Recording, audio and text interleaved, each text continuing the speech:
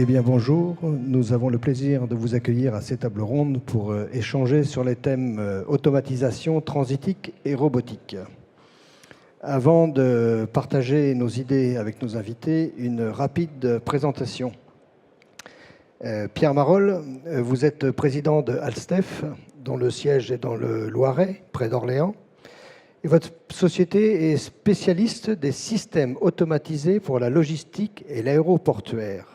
En quelques mots, quelle est l'offre Alstef? Bonjour à tout le monde. Alors nous, en fait, on est des fournisseurs de solutions, non pas pour l'industrie du futur, mais pour ce qu'on pourrait appeler la logistique du futur. C'est-à-dire que notre métier consiste à transporter des objets, les stocker, les trier, tout ça de façon automatique, et de développer tous les logiciels qui pilotent ces installations en interface avec le système d'information de nos clients. Alors Jean-Claude, vous êtes le directeur général de SEW Usocom, dont le siège est à Agneaux, dans le Bas-Rhin. Et sur votre baseline, notre métier, c'est assurer le mouvement. Vous dites, nous assurons le mouvement de nombreux processus, installations et machines avec vitesse, dynamisme et précision, avec force et puissance.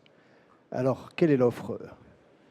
Alors d'abord, peut-être, nous sommes effectivement un fabricant qui conçoit, qui fabrique et qui commercialise des systèmes d'entraînement et des solutions d'automatisme. Alors on a un avantage, c'est que dès qu'il faut déplacer une charge, on a besoin de moteurs ou de motoréducteurs, et donc nous sommes présents dans tous les secteurs d'activité avec une offre qui va du simple motoréducteur à une offre globale, voire un turnkey sur un projet déterminé. Merci Jean-Claude. Et pour terminer, donc Didier Noterman, vous venez de l'INSA Lyon, où vous êtes responsable des relations industrielles du département génie électrique et directeur du pôle AIP Primeca RAO. Expliquez-nous en deux mots ce qui se cache derrière ces termes. Alors, en ce qui concerne le département de génie électrique, c'est un des départements de l'INSA de Lyon qui a à peu près 150 étudiants par promotion, dont 25 alternants. Et donc là, on comprend assez bien de quoi il retourne. En revanche, effectivement, c'est un petit peu plus ésotérique en ce qui concerne le pôle AIP Primeca RAO. Eh bien, les pôles AIP Primeca sont en fait des plateformes technologiques qui sont mutualisées régionalement entre les différents établissements d'enseignement supérieur et qui ont pour vocation à la fois fédérer les enseignants-chercheurs et mettre à disposition de l'ensemble des établissements les équipements lourds, qu'ils soient matériels ou logiciels, dans le domaine de la productique et de la conception intégrée. Merci Didier. Et pour terminer, donc je suis moi-même le président du CIMOP. Le CIMOP, c'est le syndicat des machines et technologies de production. Notre nouvelle baseline va devenir les créateurs de solutions industrielles. Nous sommes membres de la FIM et nous regroupons environ 300 entreprises sur le territoire. Le CIMOP est membre fondateur de l'Alliance, notamment avec le GIMELEC et le Syntec numérique, sur la base de l'investissement productif. Nous participons donc effectivement à tous ces travaux qui permettront, comme le président l'a dit mardi, de remettre l'industrie au cœur et au centre de l'économie française. Accessoirement, je suis directeur chez Actemium, qui est la marque dédiée aux process industriels de Vinci Énergie. Alors Pierre, pour être un peu plus précis, qu'est-ce que transitique signifie? Alors la transitique, c'est un terme en hic qui regroupe toutes les solutions qui permettent de transporter de façon automatique un objet d'un point A à un point B. Et là, en fait, ça recouvre une très grande diversité de problématiques. On peut les diviser schématiquement en deux. D'abord, il y a tout ce qui se passe au sein du processus de fabrication. C'est-à-dire que là, on transporte des composants ou des éléments semi-finis, des pièces, et on les transporte, on va dire, d'un poste de travail à un autre, d'une machine à une autre. Et ensuite, il y a la transitique du produit fini au niveau de la supply chain, c'est-à-dire depuis le lieu de fabrication jusqu'au consommateur. Et en fait, là, on intervient dans les entrepôts, dans ce qu'on appelle les entrepôts, où on transporte évidemment les produits, on les stocke, on les trie, on les contrôle, enfin on fait un certain nombre d'opérations, on fait de la préparation de commandes. voilà, de façon automatique. La Transitix, c'est l'ensemble de tous ces processus. Donc, vous fabriquez des systèmes logistiques intégrés à l'environnement informatique des entreprises. Qu'attendez-vous de la numérisation des entreprises? Avec quelle perspective? Alors, tous nos clients, qu'ils soient des industriels ou des gens qui interviennent dans la supply chain, des logisticiens ou les acteurs de la grande distribution, sont engagés dans un processus depuis de nombreuses années. Hein. Ce n'est pas depuis l'année dernière, dans un processus de numérisation de tous les flux logiques de leur supply chain. Et nous, on s'intègre, on est un élément qui vient, une brique qui doit s'intégrer dans l'ensemble de ces processus. C'est une opportunité pour nous parce que les exigences des clients en termes de temps de transport, en termes de... On parle beaucoup de la singularisation du produit, c'est-à-dire que chaque produit, de plus en plus, est conçu pour un utilisateur unique. Alors c'est un petit peu exagéré, mais en fait on va quand même dans une démarche de singularisation, ce qui évidemment complexifie beaucoup la supply chain. Et Alstef, entre autres, s'inscrit dans cette problématique de fournir des solutions qui permettent de livrer de façon fiable, dans des temps en flux tendu, les produits, de les transporter depuis la fabrication jusqu'au consommateur. Et y a-t-il un enjeu big data dans vos solutions? Alors oui, bien sûr, puisque avec la complexification des processus, ça devient de plus en plus... l'utilisation de l'information devient un véritable enjeu, d'abord pour piloter le processus, et puis pour avoir des informations en temps réel sur l'état de son installation, de façon à pouvoir réagir, prendre les bonnes décisions au niveau opérationnel, intervenir en maintenance. Et donc la capacité de mettre à la disposition de l'exploitant des informations qui sont faciles à utiliser, qui sont présentées de façon ergonomique et qui sont pertinentes pour son exploitation, c'est évidemment quelque chose qui est très important. Merci Pierre. Jean-Claude, vous êtes labellisé Vitrine Industrie du Futur. Que signifie pour vous cette labellisation et quelle a été la démarche pour y arriver? Alors d'abord, cette labellisation, c'est une certaine fierté et reconnaissance de notre savoir-faire. C'est une reconnaissance pour toute l'équipe, je dirais, qui a participé de manière active à ce projet et de manière générale, une récompense pour les 2100 salariés de la société. Peut-être une particularité, avant de rentrer dans le détail, c'est que nous n'avons pas de produits assemblés sur étagère. Hein. Nous avons des composants et par rapport à ces composants, nous allons assembler des motoréducteurs. Alors la particularité, c'est que nous avons plusieurs millions de combinaisons possibles à partir de 50 000 références, dont 5 000 références stockées. Donc la difficulté, c'est cette grande variabilité de nos produits. Alors, le défi de cette usine, c'était la synchronisation des flux physiques et des flux d'informations. Et donc, il a fallu pour cela, bien sûr, mettre beaucoup de technologies en œuvre tout au long de la chaîne de valeur avec une traçabilité totale du produit. Alors, ce défi, on l'a réussi en partie, d'ailleurs, en utilisant nos propres technologies d'automatisme, de transitique et bien sûr le numérique. Et nous avons donc repensé la totalité des flux logistiques à l'intérieur de cette usine et de manière plus générale toute la supply chain des fournisseurs internes, donc des usines du groupe, ou des fournisseurs externes de clients, jusqu'au client final, en optimisant et en dynamisant toute la chaîne logistique.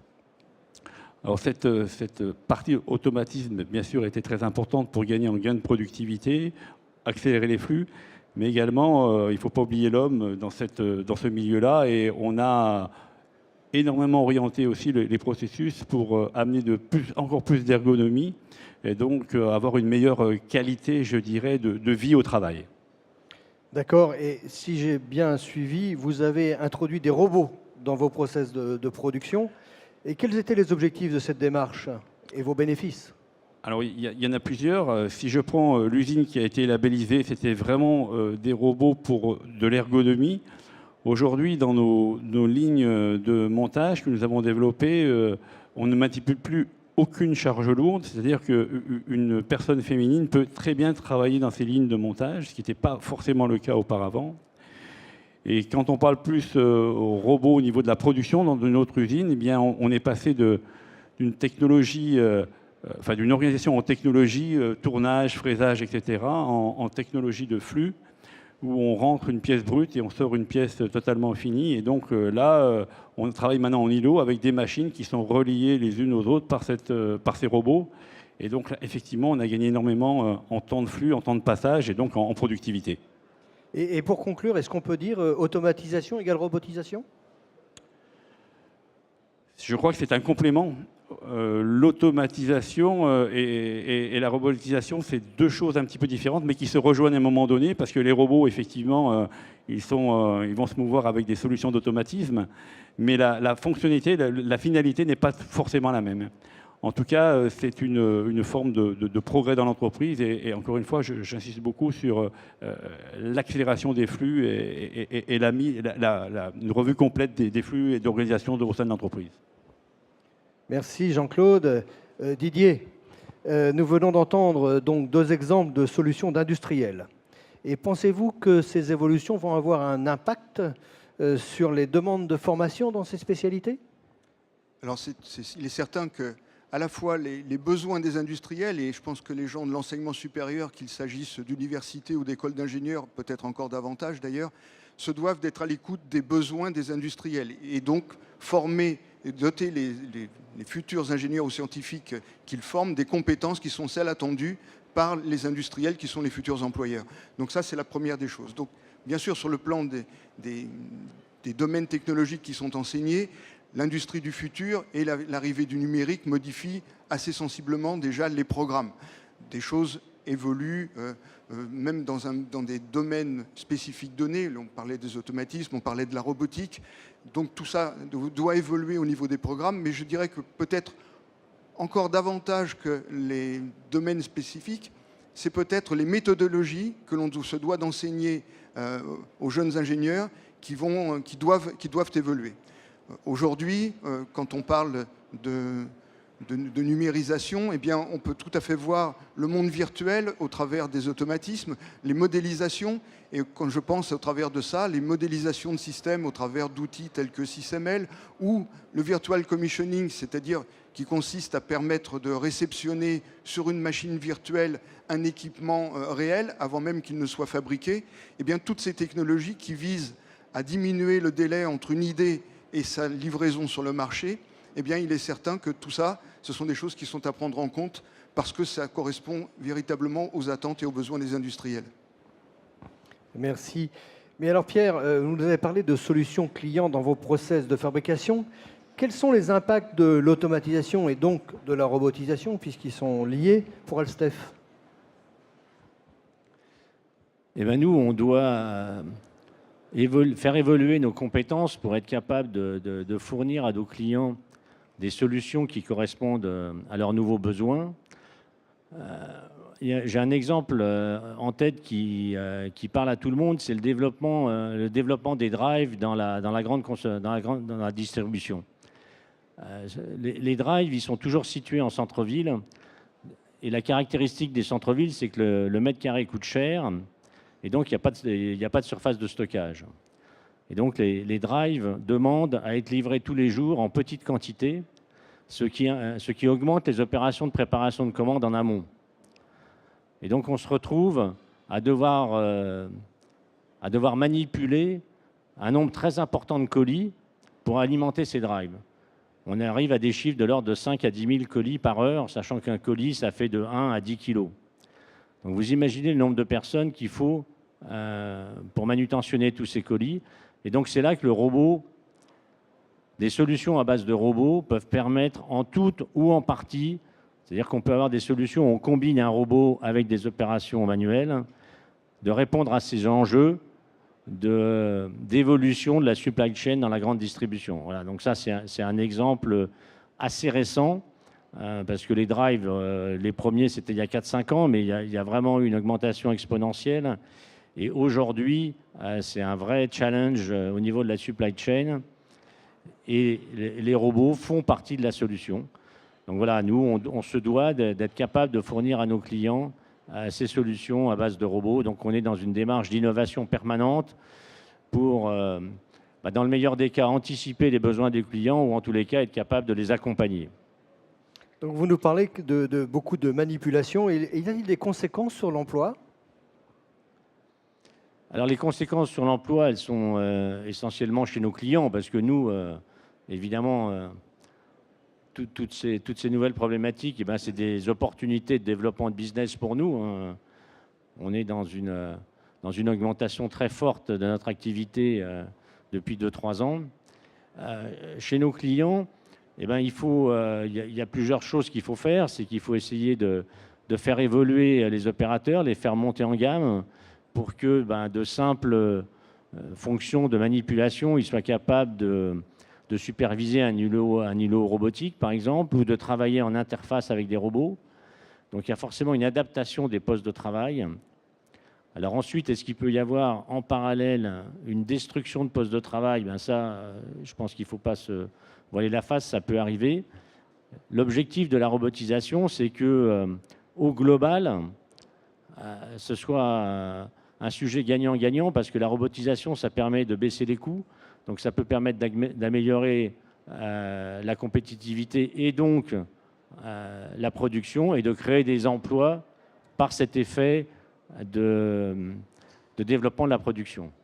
Si on regarde juste à périmètre constant, le risque de détruire des emplois est important, mais il ne faut pas regarder à périmètre constant, il faut le regarder de façon dynamique et voir tout ce que peut apporter en termes de création d'emplois la robotisation. Et c'est pas, moi je pense, on cite souvent l'exemple de l'Allemagne, c'est pas un hasard si en Allemagne il y a en gros entre 5 et 10 fois plus de robots qu'en France et un taux de chômage qui est en gros la moitié. Alors c'est sans doute pas le seul facteur, mais c'est un des facteurs.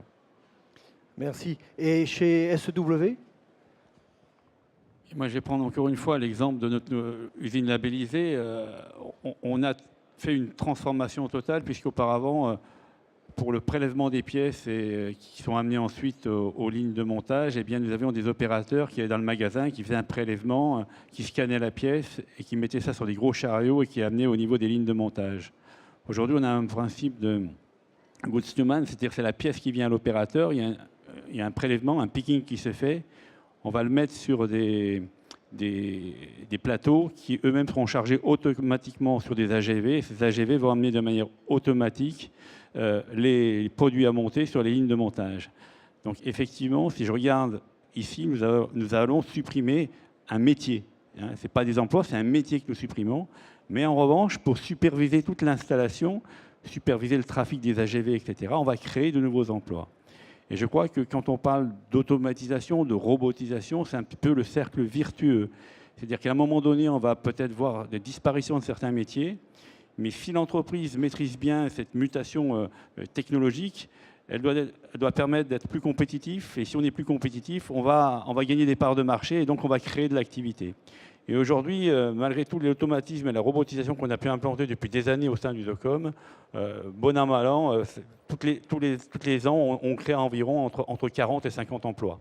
Donc voilà, je crois que si on n'a pas cette remise en question aujourd'hui, ce n'est pas quelques emplois qui vont disparaître, mais une société globalement qui pourrait ne plus être là demain. Donc cette remise en cause, l'intégration du numérique, de l'automatisation et de la robotisation est nécessaire et passe par une phase éventuellement de changement de modèle avec des métiers qui vont disparaître, mais forcément à la clé, si la transformation est réussie, il y aura une nouvelle création d'emplois et de nouveaux métiers qui vont apparaître. Merci beaucoup. Je pense que voilà qui pourrait rassurer quelques candidats à la candidature qui voudraient que les robots soient... Didier, en tant que responsable des relations industrielles, sentez-vous que les entreprises s'investissent dans les projets de l'industrie du futur? Tout à fait. Alors, je dirais qu'il y a deux catégories d'entreprises que l'on perçoit. Alors ça, on le voit peut-être davantage au niveau des laboratoires de recherche, mais il est certain qu'on s'aperçoit aujourd'hui qu'en ce qui concerne les grands groupes industriels ou les grosses PME, je dirais, eh bien là, ils sont véritablement motivés pour aller de l'avant et porter des projets qui apportent de l'innovation et pour lesquels ils viennent solliciter, ils n'hésitent plus à venir solliciter les laboratoires de recherche pour trouver les experts dont ils ont besoin sur tel ou tel problème ponctuel. Autre phénomène que l'on constate, et les écoles aujourd'hui commencent à travailler sur cette problématique de l'entrepreneuriat, eh bien c'est à la fois le nombre de PME qui ont véritablement besoin d'innover et qui aujourd'hui cherchent à s'appuyer justement sur les compétences qu'elles peuvent trouver au niveau de l'enseignement supérieur. Et nous-mêmes, nous sommes sollicités de plus en plus pour héberger des entreprises et les faire baigner dans un environnement propice à l'innovation. De la même manière, on héberge, en ce qui concerne le pôle que je dirige, on héberge 2 créateurs d'entreprises depuis le mois de mai pour les aider à finaliser leur projet et leur mettre à la disposition à la fois des surfaces, des locaux, des moyens, de manière à ce qu'ils puissent avancer sur leur projet. Et si on avait la capacité d'en héberger davantage, eh bien, je peux vous assurer qu'on en aurait encore bien plus.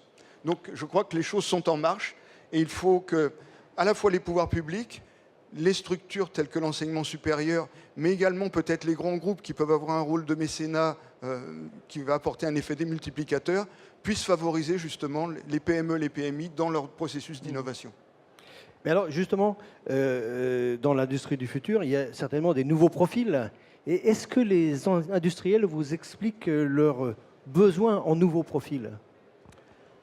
Alors, je crois qu'il y a plusieurs choses. Soit ils vont avoir besoin ponctuellement d'experts très pointus dans un domaine spécifique, soit au contraire, sur un projet qui va être, en général, les projets industriels sont des projets qui sont pluridisciplinaires, il va falloir fonctionner plutôt sous forme de plateau projet et pouvoir associer les différentes compétences pour mener à bien un projet. Merci de votre attention.